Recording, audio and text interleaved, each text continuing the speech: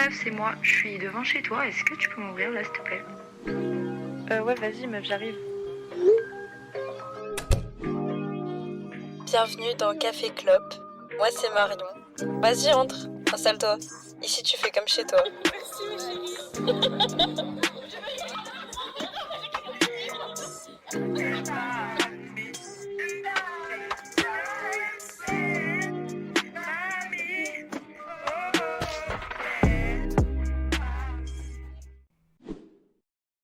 Salut à toi, j'espère que tu vas bien.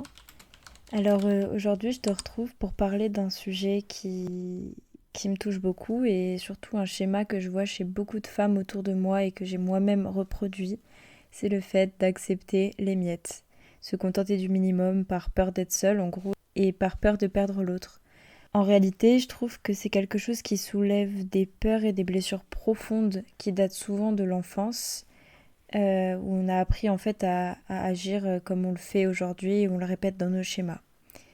Parce que en fait accepter les miettes, ça veut dire être dans une relation où t'es pas profondément aimé, toujours avoir l'impression de trop en demander, que l'autre fait le strict minimum, voire moins, mais que toi t'acceptes à chaque fois par peur de finir seul.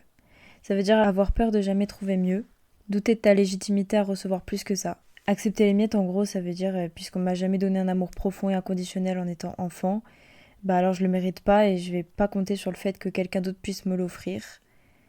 Accepter les miettes, c'est aussi s'empêcher de vivre le vrai amour parce qu'on pense qu'on le mérite pas. Mais moi je pense que la question qu'il faut se poser au fond, c'est qu'est-ce que cette situation elle m'apporte?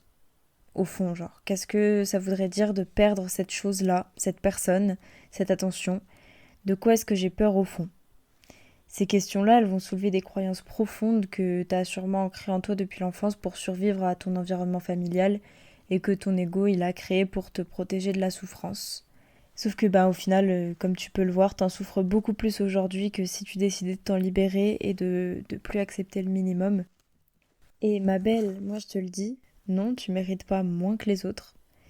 Non, tu vas pas avoir plus de mal que les autres à trouver un homme qui t'aime vraiment.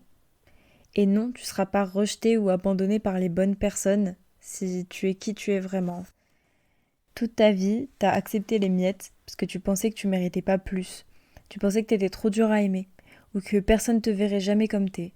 Tu t'es convaincu que de t'aimer réellement, c'était même pas le minimum. Alors tu l'as même pas cherché. T'as accepté des gens qui t'aimaient pas vraiment parce que ça comblait juste ta peur de la solitude et ton besoin d'amour et qu'au fond t'y croyais.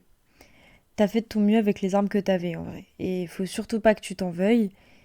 Il faut que tu t'écoutes maintenant avec amour, vraiment, profondément. Il faut que t'acceptes de pas toujours avoir joué un rôle élévateur dans tes relations. Et il faut que tu tournes cette page maintenant. Il faut que tu décides qu'accepter les miettes maintenant c'est du passé. Que tu vas tellement te valoriser maintenant dans tes relations, parce que t'as compris qu'en réalité ces peurs-là et ces pensées elles viennent de ton enfance et c'est pas la réalité.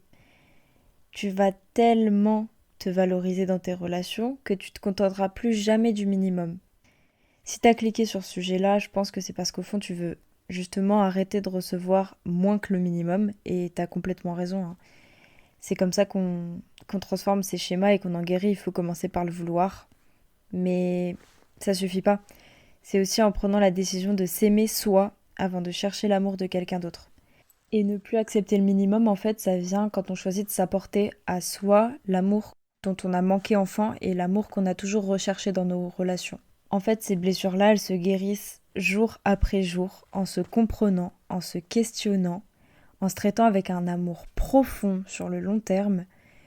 Et en fait, un jour, ces schémas auxquels on pensait être enchaînés, ils changent. On se rend compte qu'on se respecte et qu'on se valorise dans nos relations. On n'accepte plus de quelqu'un qui nous donne moins d'attention. Enfin, en tout cas, qui nous donne moins d'attention qu'on s'en donne à nous. On sait finalement ce que c'est l'amour véritable puisqu'on se le donne tous les jours. Et on arrive à l'attirer chez les autres, du coup parce qu'on est complet, on est guéri, on est prêt à accepter le grandiose, parce qu'on se l'offre déjà à nous-mêmes. Et c'est là que l'amour profond et sincère qu'on a toujours recherché y vient. Moi je suis convaincue que la vie elle fait bien les choses et que tout arrive pour une raison. Et que si toi tu vis toutes ces douleurs-là, c'est parce qu'au fond t'as besoin de guérir ces schémas qui viennent peut-être de plus loin que toi, qui viennent peut-être de ta famille, que ta mère avait peut-être ou ton père avait peut-être.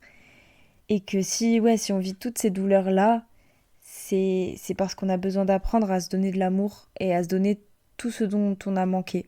Et à réparer aussi ce qui a été cassé. Et je pense que c'est qu'en guérissant de nos blessures profondes et en effectuant un vrai travail de compréhension de notre passé, qu'on accède en fait à une vie hors du commun, qu'on accède à une vie grande, à une vie extraordinaire, à une vie qui a du sens, à une vie qui n'est pas juste vécue, mais qui est choisie, qui est aimée, qui est grandiose en fait. Et je pense qu'on est sur Terre pour une bonne raison et qu'on est tous là pour accomplir quelque chose de grand. Et surtout ceux qui ont énormément souffert, je pense qu'on peut devenir des êtres extrêmement lumineux, extrêmement brillants, et que c'est de cette souffrance-là qu'on doit puiser notre force, et que cette souffrance-là aussi, il faut l'écouter, elle a beaucoup à nous apprendre, et que peut-être que, oui, j'en parlais la dernière fois avec une copine qui me demandait pourquoi elle, qui a tant travaillé sur elle et qui a tant fait d'efforts sur elle, elle ne trouvait pas, elle trouvait pas un garçon sain, une relation saine, alors que ceux qui travaillent pas sur eux, ils ont aucune difficulté à tomber sur quelqu'un de bien. Et je lui ai expliqué que peut-être que ces gens-là, cette relation les convient, mais que si elle était avec cette personne, ça lui conviendrait pas du tout parce qu'elle est justement très évoluée, qu'elle a beaucoup travaillé sur elle et qu'elle se rendrait compte des failles très facilement. Je pense que c'est carrément le point en fait. Et que nous qui travaillons tant sur nous, nous qui avons tant souffert et nous qui voulons tant nous libérer de nos schémas, on est destiné à des relations très grandes. On est destiné à l'amour fou, on est destiné à des choses immenses, on est destiné à tout ce qu'on n'a pas pu avoir plus tôt. Je suis vraiment fière de toi si tu commences à prendre ce chemin-là et si tu commences à te renseigner sur ce genre de choses. Je sais que le livre de Lise Bourbeau, Les 5 blessures qui empêchent d'être soi-même, et son autre livre, La guérison des 5 blessures, c'est vraiment des livres qu'il faut que tu lises si tu veux te renseigner sur les blessures de ton passé, sur les conséquences que ça a aujourd'hui sur ta vie et si tu veux pouvoir en guérir. Donc voilà, en tout cas, moi je t'encourage de tout mon cœur, vraiment je t'encourage dans cette quête-là de toi-même, dans cette quête d'une vie grandiose et je sais que tu vas y arriver parce que on est plus fort que ça, on est plus fort que la douleur, on est plus fort que le fait de se casser la gueule 50 fois, c'est pas grave parce qu'on avance. Sache que je suis vraiment avec toi et que je reviendrai dans 2 semaines avec un nouvel épisode et que j'espère je pourrai encore t'aider à t'élever. Voilà, je t'embrasse très fort. Merci de m'avoir écouté pour ce premier épisode et à très bientôt. Bisous, je t'embrasse.